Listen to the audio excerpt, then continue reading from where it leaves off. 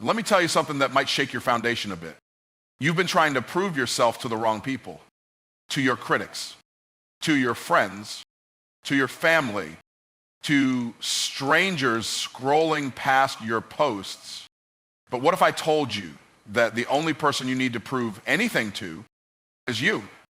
See, people will doubt you. That's their job. People will underestimate you. That's their nature. But none of that matters until you start doubting you. That's when the real problem begins. You don't need outside validation for inside vision. Let me say that again. You do not need outside validation for inside vision. If the dream is in you, that's proof enough it can happen through you. You've already been given the blueprint, but you've been waiting for confirmation from who? From someone who doesn't even understand what you've been called to do? You don't need outside validation for inside vision. That's one of the hardest truths for people to internalize, but once you do, it will shift everything. Too many people are waiting for someone to approve their dreams, to nod in agreement with their ideas, to clap when they speak up, or to like their posts before they believe their voice matters. But what they don't realize is that the vision wasn't given to the crowd. It was given to them directly, specifically, intentionally. And the moment you start seeking outside confirmation for something that was planted inside of you, you start giving away your power. Think about it. How many times have you hesitated to move because someone else didn't see what you saw? How many times have you talked yourself out of action because someone rolled their eyes, shrugged, or simply didn't understand? The truth is, they weren't supposed to understand. It wasn't their calling. It wasn't their blueprint. It wasn't their mountain to climb. It was yours. And yet here you are postponing your purpose, delaying your development because someone who was never equipped to carry your vision didn't validate it. Vision is a personal thing. It's an inner conviction. It's the quiet whisper in your soul that says, there's more, even when everything around you says, this is enough. That voice doesn't come from external applause. It comes from alignment, from connection, from knowing who you are and why you're here. But when you start measuring your worth by metrics that weren't made for you, likes, followers, comments, claps, you end up building your self-worth on sand. And when the storm comes, when the criticism hits, when the attention fades, you collapse. Not because the vision was weak, but because the foundation you placed it on was never built to last. Your gift doesn't require recognition to be real. Your talent doesn't need permission to be powerful. Some of the most impactful movements, inventions, and revolutions started in silence, in obscurity, in the shadows. Not everyone saw it. Not everyone believed in it, but that didn't stop it. Because when you know what you're carrying, you don't need a crowd to confirm it. You don't need a committee to say yes when your spirit already said, go. But society conditions us to think differently. From a young age, we're taught to raise our hand and wait to be called on, to submit for approval, to wait for grades, to seek praise before action. And so we grow up looking outward for direction, even when the compass is already inside. That's why so many people with incredible potential stay stuck, because they're still waiting for someone to say, you're good enough. But what if you stopped waiting? What if you stopped looking left and right and started looking inward? Your future doesn't begin with their applause. It begins with your agreement, with you deciding that the vision you were given is valid even if nobody else sees it yet, especially if nobody else sees it yet. Because sometimes the clearest sign that your dream is real is when it doesn't make sense to anyone else. That's when you know it's different. That's when you know it's yours. You have to be bold enough to stand in a room full of doubt and still move forward. You have to be grounded enough in your own calling that silence doesn't shake you. You have to know deep down that your value isn't determined by someone else's recognition of it. Just because they don't see it doesn't mean it isn't real. Just because they don't get it doesn't mean it won't grow. Prove yourself to yourself, not to others. That's where the real work begins. Because anyone can put on a show for the world. Anyone can fake confidence, wear success like a costume, and say all the right things in public while crumbling in private.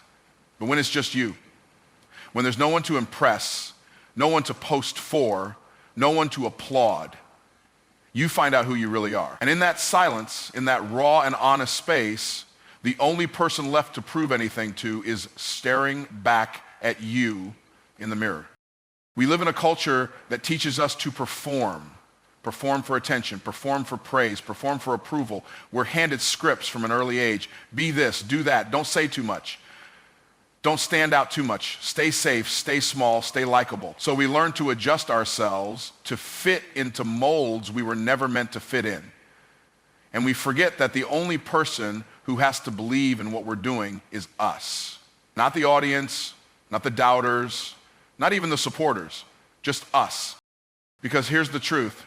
When you wake up in the morning, it's not the critics who will get you out of bed. It's not the compliments that will carry you through adversity, and it's not the crowd that will keep you going when your strength is low. It's the inner fire, the commitment you made to yourself when no one was watching, the decision you made in the dark to keep showing up, keep pushing, keep believing, even when nothing made sense. That's the kind of proof that matters. That's the kind of evidence that builds real confidence, not empty affirmations or surface level success, but the kind that comes from doing the hard work over and over when no one else sees it. You can't cheat the process and expect real results. You can't skip the inner work and still feel whole, because no matter how good things look on the outside, if you haven't proved it to yourself, you'll always feel like an imposter in your own life. The titles won't fix it, the money won't fix it. You'll still be left wondering if you're enough, because you haven't had that moment where you look in the mirror and say, I earned this. I showed up for this. I proved this to me. And don't get it twisted. Proving yourself to yourself isn't about perfection. It's not about being flawless or always getting it right. It's about effort. It's about integrity. It's about knowing that you didn't quit when it got tough, that you didn't fold under pressure, that you didn't water yourself down for comfort or approval. It's about standing tall in your own lane, doing what you said you would do, even if nobody else believed you could. Most people are trying to win the public battle while losing the private one, but the public battle doesn't matter if your soul isn't in it. If you're not proud of the way you showed up, if you're not in alignment with your own values, no amount of external success will ever feel like enough. Because the real reward isn't out there, it's in here. It's in the quiet confidence that comes from proving, not to the world, but to yourself, that you are exactly who you say you are. When you stop trying to impress others and start trying to impress you, your standards change. Your habits change. Your circle changes. You stop chasing validation and start chasing growth. You stop trying to be seen and start trying to be solid. And that's where transformation begins, not when people recognize you. Life responds to who you are, not what you want. That's the kind of truth that cuts deep if you really let it sit with you. Because we've been conditioned to believe that wanting something is enough. We make vision boards, write goals, say affirmations, speak it into existence. And all of that is powerful, yes. But none of that moves the needle if you don't become the kind of person who's aligned with the very thing you're asking for. You can want success, but if your habits are rooted in laziness, inconsistency, or fear, life will not deliver it. You can want love, but if you don't know how to give it, receive it, or respect it, you'll sabotage it every time it shows up. It's not about what you want. It's about what you are ready to carry, ready to manage, and ready to sustain. There's a big difference between wishing for something and being prepared to handle it. Life is not going to give you what you dream of until you build the character, the mindset, and the discipline to match it. It doesn't matter how loud your desire is if your identity hasn't risen to the level of the life you're asking for. And that's the part most people skip. They want the result without the refinement. They want the stage without the struggle. They want the blessing without becoming the vessel that can hold it. You can shout all day about what you want, but your choices tell the real story. Your routines, your consistency, your reactions under pressure.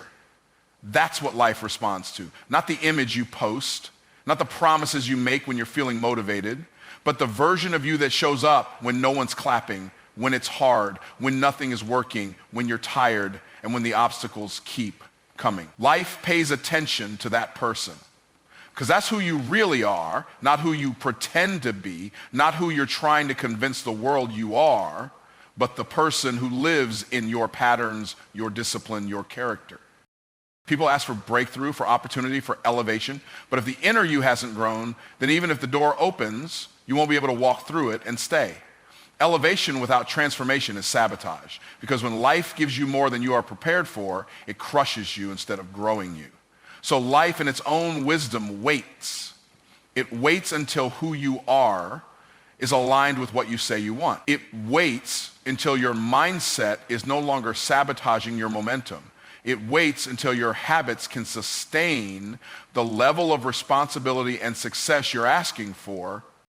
This is why the work you do in the dark is so important. The inner work, the quiet discipline, the refining of your thoughts, the healing of your wounds, the consistency nobody sees. Because all of that builds the version of you that life responds to. You don't get to skip this part.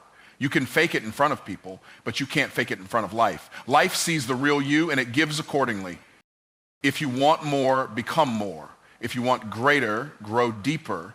If you want a future you've never had, then you have to become someone you've never been. Stop asking for things you're not yet ready to carry and start becoming the person who can carry anything. Life is not cruel. Life is fair in a way most people don't want to admit. It mirrors you, it tests you, it stretches you, and it only releases what you're built to sustain. Success doesn't come to the most talented, it comes to the most committed. That truth alone separates the dreamers from the doers. We live in a world obsessed with talent, natural ability, giftedness, people who make things look easy, but talent without commitment is wasted potential. It doesn't matter how good you are if you're not consistent. It doesn't matter how much potential you have if you never show up when it counts. The world has seen too many people with talent lose to people with grit. Because talent might open the door, but commitment is what keeps you in the room. There are people out there with half the talent and twice the discipline who will outwork you, outlast you, and outrun you because they made a decision you haven't. They decided that showing up matters more than being gifted. They decided that the work is non-negotiable. They stopped relying on feelings and started relying on focus. That's the difference between people who rise and people who plateau. It's not magic, it's not mystery, it's mindset. Most people wait for the right conditions to feel motivated, but the committed ones, they move regardless of the weather. They train when it's hard, they push when it's uncomfortable, they sacrifice when no one's clapping because they understand something critical. Success demands sacrifice. You don't get to keep your old habits and receive a new life. You don't get to stay comfortable and experience transformation. Commitment costs. It costs your excuses, your comfort, your laziness, your distractions. But what you gain is so much more. There's nothing more powerful than a made-up mind. When you commit fully, something shifts. You stop negotiating with yourself. You stop making excuses. You start making adjustments. You stop asking if you feel like it and start doing it because you said you would. And every time you do, you build integrity with yourself. You reinforce the identity of someone who follows through. That self-trust is the foundation of unstoppable momentum. Because now it's not about trying, it's about being. Success doesn't respond to talent alone, it responds to tenacity. To showing up when no one's watching, to doing the small things with excellence, to pushing one more time after failure, to believing one more time after rejection. Commitment gives you staying power in a world full of people who quit when it's inconvenient. It separates those who dabble from those who dominate, because when everyone else is looking for the easy path, the committed are building strength on the hard one. Being committed means you've already decided that quitting is not an option.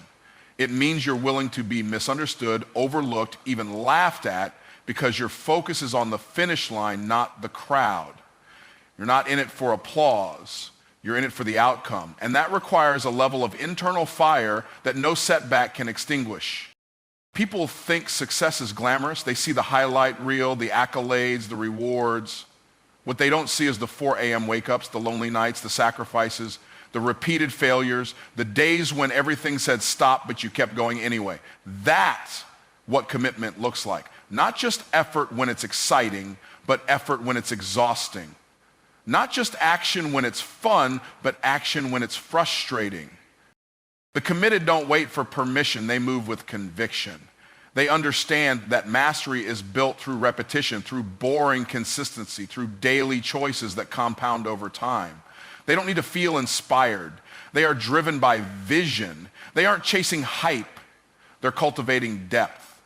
Because when it's all said and done, success won't go to the most naturally gifted. It will go to the one who refused to quit. Your future is waiting on the version of you that refuses to quit. That future, the one you dream about, talk about, write down in journals and whisper in your prayers, is not built on wishes. It's built on relentless action. It's built on the days when everything says stop, but something inside you says go anyway.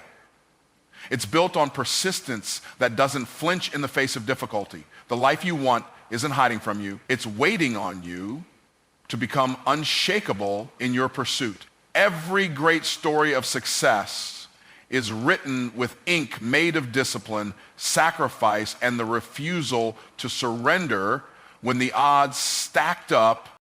There will always be obstacles. That's not up for negotiation. The difference between the one who gets there and the one who doesn't is not found in talent, intelligence, or even opportunity. It's found in the will to keep going when everything in your environment is whispering, give up. Quitting is always easier. That's why it's the road most traveled. It asks nothing of you, no growth, no grind, no faith, but it also offers nothing in return. Refusing to quit means you're not just chasing a goal, you're becoming someone new. Someone who chooses endurance over ease, grit over glamour, process over shortcuts. Every time you push through pain, you're building the capacity to carry more. Every time you keep going after a loss, you're proving to life that you can be trusted with the wind. Most people want the reward, but they don't want the resistance. They want the glory, but not the grind. But it's in that grind, in the repetition, in the moments where you're unsure and afraid and still moving, that's where you become the person who can handle the very things you're praying for. That future isn't gifted to the casual, it's earned by the committed. There are seasons where nothing makes sense. You give your all and get little back. You invest time, energy, heart, and the results look small. But what you don't see is what's happening underground. The roots are growing, the strength is building, the character is being shaped. Just because you don't see immediate fruit doesn't mean the work is wasted. Growth takes time. Growth through takes patience. But most of all, it takes someone who will keep showing up long after the excitement wears off. That's what separates the dreamers from the finishers. They understand that the vision was never about comfort. It was about becoming. You will be tested. Your dreams will be challenged, not to destroy you, but to develop you, because the process is designed to prepare you. It's not enough to want the mountaintop. You have to be able to survive the climb, and that climb will break off the pieces of you that don't belong at the next level. It will strip away your excuses, your fears, your doubts, and leave only the core of who you really are. And if that core is built on resilience, on faith, on determination, then no matter how long it takes, you will get there. You don't need to have all the answers. You just need to make one decision that you won't stop. Not when it's hard, not when it's lonely, not when the results are slow, not when others doubt you. You keep moving, you keep believing, you keep building, because your future is not created in one leap. It's created in every small step you take when it would be easier to turn back. That step, repeated again and again, is what carves a path through every wall that dares to stand in your way. The ones who make it are not the ones who never fail. They're the ones who never quit. Your value isn't determined by applause, it's determined by your impact. In a world addicted to likes, shares, and validation, it's easy to confuse popularity with purpose. But your worth doesn't rise or fall based on who's watching. Your true measure comes from the difference you make, not the noise you generate. The problem is too many people are chasing visibility instead of legacy. They want to be seen more than they want to be significant. But applause fades, trends pass, attention moves on. What remains is impact. What echoes long after the clapping stops is the life you touched, the pain you healed, the hope you gave someone who was ready to quit. You weren't created to impress, you were created to influence. That doesn't require a platform, it requires purpose. It doesn't demand a spotlight, it demands conviction. You might not always get recognition for what you do, but if you're showing up with authenticity and courage, your presence alone becomes a catalyst. Some of the most powerful people in history didn't seek attention. They sought change. They didn't wait for someone to applaud their efforts. They moved because their mission was bigger than their ego. It's easy to feel overlooked, especially when you're putting in the work, giving your best, and the room stays silent. But that silence doesn't mean you're failing. It means the seeds are still underground. It means something is growing where eyes can't yet see. And if you keep showing up, if you keep serving, building, believing, what's underground will one day bloom in ways that change lives. And not everyone will understand how you got there because they didn't see the nights you worked in the dark without affirmation. But that's where real leaders are formed, in the quiet, in the unseen. There's a danger in relying on applause. It makes your drive conditional. It makes your momentum dependent on approval. And the moment the clapping stops, so do you. But purpose-driven people don't need permission to move. They don't need a cheering section to keep going. They're fueled by conviction, not compliments. They don't need the crowd to validate the calling because they understand their mission isn't to entertain, it's to elevate. It's not to be liked. It's to be light in dark places.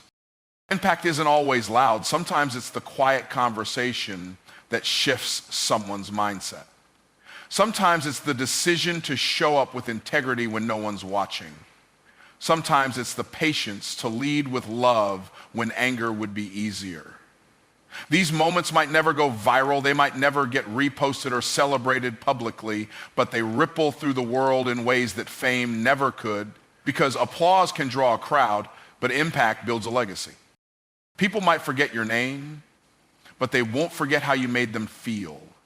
They might not remember your achievements, but they will remember the way you showed up, the way you stood tall in adversity, the way you chose kindness over pride, the way you led with heart when others were consumed with ego. These are the things that last. These are the things that matter. Because in the end, your life won't be measured by the number of people who clapped. It'll be measured by the lives that were changed because you showed up. Stop waiting for affirmation to move. Stop holding back your greatness because the room isn't cheering yet. You weren't called to perform. You were called to lead, to build, to uplift. And if your work is aligned with your purpose, then your impact is already happening whether or not anyone's talking about it. Because the people who matter most aren't asking if you're popular, they're asking if you're real, if you're consistent, if you're walking what you talk. That's the real measure. That's the true applause. Comfort is the enemy of growth. It feels good, it feels safe, but it's a trap. Because nothing meaningful is ever built inside the boundaries of what's easy. Growth lives on the edge of your discomfort, right where your fears start whispering and your excuses begin to shout. That edge, that tension between where you are and who you're supposed to become is the birthplace of every breakthrough you're praying for. But too many people choose familiarity over transformation. They want change, but they don't want to change. They want results, but they resist the very pressure that produces those results. Everything you desire on the other side of this life requires you to become someone you're not yet. And to become that person, you have to be willing to let go of the comfort zone that has kept you stagnant. That zone might look like routine. It might look like the same conversations, the same thoughts, the same circles, the same habits.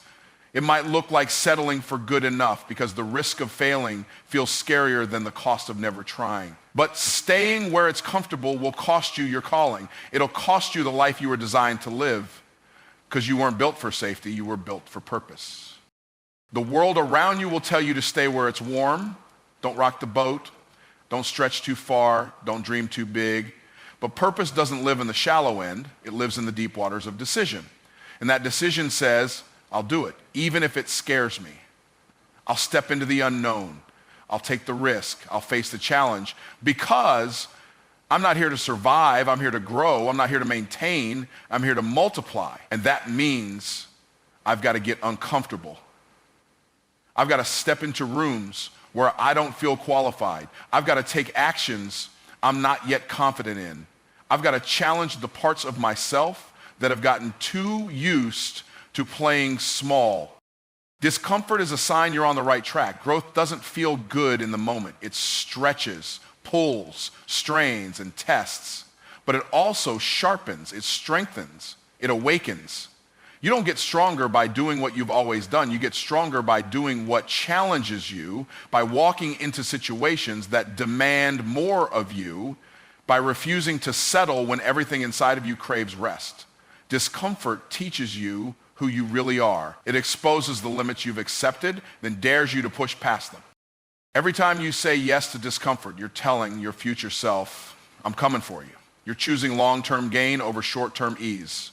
You're declaring that your dreams are worth more than your comfort.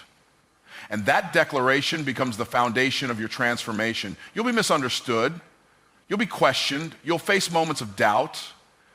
But that's part of the journey because the path to greatness isn't paved with convenience. It's carved through courage. And courage only shows up when you're uncomfortable. The people who grow the most are the ones who embrace the stretch. They look for environments that challenge them. They don't run from discomfort. They use it as fuel. They recognize that pressure is not punishment, it's preparation. It's shaping them into leaders, warriors, innovators, and visionaries. You can't step into that next level of life while clinging to comfort. You've got to be willing to lose the false security of what you've always known to gain the power of who you were born to be. So the question isn't, is this comfortable? The question is this stretching me? Because if it's stretching you, it's growing you. And if it's growing you, it's guiding you. Growth is not found in the ease. It's found in the effort, in the unfamiliar, in the risk, in the grind. That's where your next version is hiding. Not in the predictable routine, but in the disruptive pursuit of something more. Discipline is the bridge between who you are and who you're becoming. It's the invisible force that takes raw potential and shapes it into powerful reality. Talent without discipline is wasted. Ambition without discipline is just noise. You can have the best ideas, the greatest vision, and the most passionate intentions, but without discipline, none of it will materialize. Discipline is not about being perfect. It's about being consistent. It's showing up even when you don't feel like it. It's choosing to do the work even when there's no applause, no audience, and no instant reward. It's the daily decision to move forward, especially on the days you'd rather fall back. Discipline isn't loud. It doesn't announce itself. It doesn't need recognition. It operates in the shadows, behind the scenes, in the early mornings and late nights when everyone else is sleeping on their potential. It's the alarm that wakes you up before the excuses do. It's the refusal to let laziness have the final say. Discipline is what separates the dreamers from the doers. It's what takes a wish and makes it a weapon. It transforms intentions into impact. You don't need more motivation, you need more structure. You don't need another pep talk, you need a plan that you're committed to follow through on, rain or shine. There's nothing glamorous about discipline. It's repetition, it's routines, it's doing the same boring thing over and over with the belief that it's building something brilliant inside of you. It's resisting the temptation to chase distractions, to jump from idea to idea, and instead choosing to plant your feet, dig deep, and build with what's in your hands. Discipline doesn't wait for inspiration. It creates it. It's not emotional, it's intentional. You don't have to feel like doing it. You just have to do it. Because every time you follow through, even when you don't want to, you reinforce the identity of a finisher, of someone who follows through, of someone who can be trusted with a goal, a vision, a future. When you get serious about your life, you stop negotiating with excuses. You stop letting emotions dictate your actions. Discipline says, I said I would, so I will. Not because it's convenient, but because it's who you are becoming. And that version of you doesn't flinch at the work. That version of you doesn't need perfect conditions. That version of you creates progress in any condition. Discipline is not a punishment, it's a privilege. It's the tool you use to chisel away at the mediocre until excellence is all that's left. People often wait for momentum to hit before they move, but discipline is what creates momentum. Discipline is the first spark that sets everything else in motion. And the more you honor it, the more it begins to shape every area of your life, your mindset, your habits, your standards. Suddenly, you stop tolerating what used to distract you. You stop delaying what you know needs to be done. You operate on a higher frequency because you've built a system within yourself that's stronger than your feelings.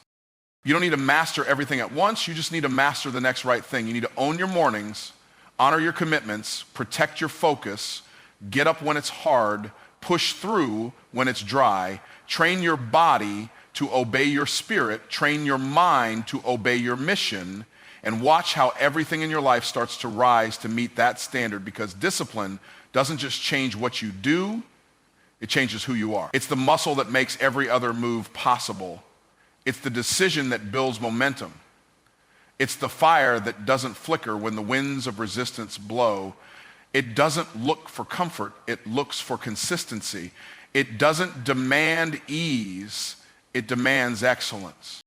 You are never truly defeated until you quit. No matter how many setbacks, how many failures, or how many times you've fallen, as long as you're still breathing, you can rise again. Too many people equate failure with finality. They believe that when things go wrong, it's over. But that's a lie. Failure is not the end, it's part of the process. The people who achieve greatness aren't the ones who never fail. They're the ones who learn how to fail forward. They're the ones who understand that every failure is a lesson. Every setback is a setup for a comeback. The road to success is rarely a straight line. It's a series of twists, turns, and obstacles. There will be times when it feels like nothing is going your way. The doors you knock on won't open. The plans you execute will fail. The people you trust will disappoint you. And in those moments, it's easy to feel defeated. It's easy to believe that you're not cut out for the success you've been dreaming of. But let me tell you this, you are not defined by your failures. You are defined by your response to them. Failure is not a reflection of your worth, it's simply feedback. It tells you what doesn't work, what needs to change, and where you can grow. But the key is to keep moving, to keep going, to not let the pain of the moment dictate your actions. If you stop when it gets hard, you'll never know what could have been on the other side of that struggle. The ones who win are the ones who keep pressing forward when everything inside of them says to quit. They choose to see every failure as just another step on the way to success. In those moments of failure, when it seems like the world is against you, when it feels like nothing is going right, that's when your true character is revealed. It's easy to keep going when everything is working, but what about when things fall apart? What about when it feels like you've given your all and it still isn't enough? That's when the decision to push through matters most. That's when the real winners are made. It's not about avoiding failure. It's about choosing to rise every single time you fall. It's about getting back up with more determination, more wisdom, and more clarity than you had before. There's a saying, it's not how many times you fall, but how many times you get back up. This is where the real power lies. Success isn't about never falling down. It's about developing the resilience to get up every time you do. It's about knowing that every time you get back up, you're one step closer to where you're meant to be. It's about having the mindset that failure isn't a permanent state. It's a temporary obstacle. Every great achievement in history came from someone who refused to quit. It came from someone who was willing to face their failures, learn from them, and keep moving forward. You may face rejection after rejection, loss after loss, failure after failure, but what defines you is not the failure, it's your ability to move past it. When you get knocked down, don't stay down. Don't let it define you. Get back up and try again. Refuse to let the setback shape your destiny. You have the power to keep going. You have the strength to rise above the challenges, and you have the opportunity to turn every failure into a stepping stone toward your success. It's all in how you respond to what's happening. Success isn't the absence of failure. It's the courage to keep going despite it. The truth is, no one achieves greatness by staying safe. If you want to achieve something extraordinary, you have to be willing to risk failure. You have to be willing to fall, to stumble, and to experience pain. But you also have to be willing to rise again. Because every failure is a lesson, every defeat is an opportunity, and every setback is a chance to come back stronger. So never give up. As long as you keep going, you are never truly defeated. You are always moving closer to your victory. Your mind is one of the most powerful tools you have. What you believe about yourself shapes the reality you experience. The way you think, the thoughts you entertain, and the beliefs you hold all play a critical role in determining the life you live. Your mind isn't just a receiver of information, it's a creator. It's a powerful engine that, when directed properly, can bring your dreams into reality. But too many people allow their minds to run wild, feeding on negativity, doubt, and fear, instead of using their minds as the powerful asset they were designed to be. If you want to change your life, you have to start by changing the way you think. Your thoughts shape your actions. What you think about consistently becomes what you do. If you think you can't achieve something, you won't even try. If you think you're not good enough, you'll hold yourself back from taking the necessary steps forward. But when you shift your mindset to one of possibility, everything changes. When you begin to believe that you are capable of achieving greatness, you'll start to make choices that align with that belief. Your mind is like a garden. What you plant, you will grow. If you plant seeds of self-doubt and fear, that's what you'll harvest. But if you plant seeds of self-belief and confidence, you'll begin to reap a crop of success, growth, and accomplishment. The power of your mind lies in its ability to reframe. When you face challenges, when you experience setbacks, your mind has the ability to shift your perspective. You can choose to see obstacles as roadblocks, or you can choose to see them as opportunities for growth. Every challenge you face can teach you something valuable if you're open to learning. The difference between those who succeed and those who don't is how they perceive adversity. Successful people don't run from challenges, they embrace them. They know that every difficulty they face is simply a stepping stone toward their success. They view failure as feedback, not the end of the road. It's all about mindset. What you focus on grows. If you spend your time focusing on what's going wrong, what's not working, and all the things that are out of your control, you'll only attract more of the same. But if you focus on the solutions, on the opportunities that are available to you, and on the positive aspects of your situation, your mind will begin to work in your favor. You'll start to see possibilities where others see problems. Your mind will begin to recognize opportunities you may have otherwise overlooked. The key is to train your mind to see the good in every situation, even when it seems bleak. The more you focus on the positive, the more your mind will naturally gravitate toward it.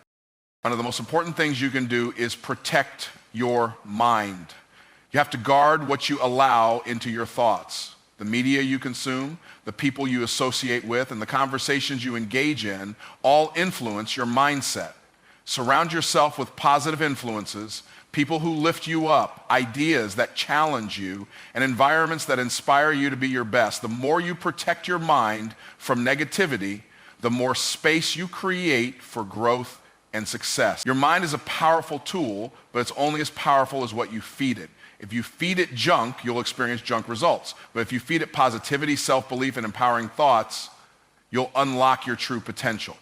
Changing your mindset takes time and effort, but it's one of the most worthwhile investments you can make. It's not about changing who you are. It's about stepping into who you were always meant to be. It's about unlearning the limiting beliefs that have held you back and replacing them with empowering beliefs that move you forward. It's about training your mind to see opportunity in every challenge and to approach life with a mindset of abundance instead of scarcity. When you change the way you think, you change the way you live. And when you change the way you live, you change the world around you. So take control of your mind, focus on the positive, embrace the challenges, and believe in your ability to create the life you desire.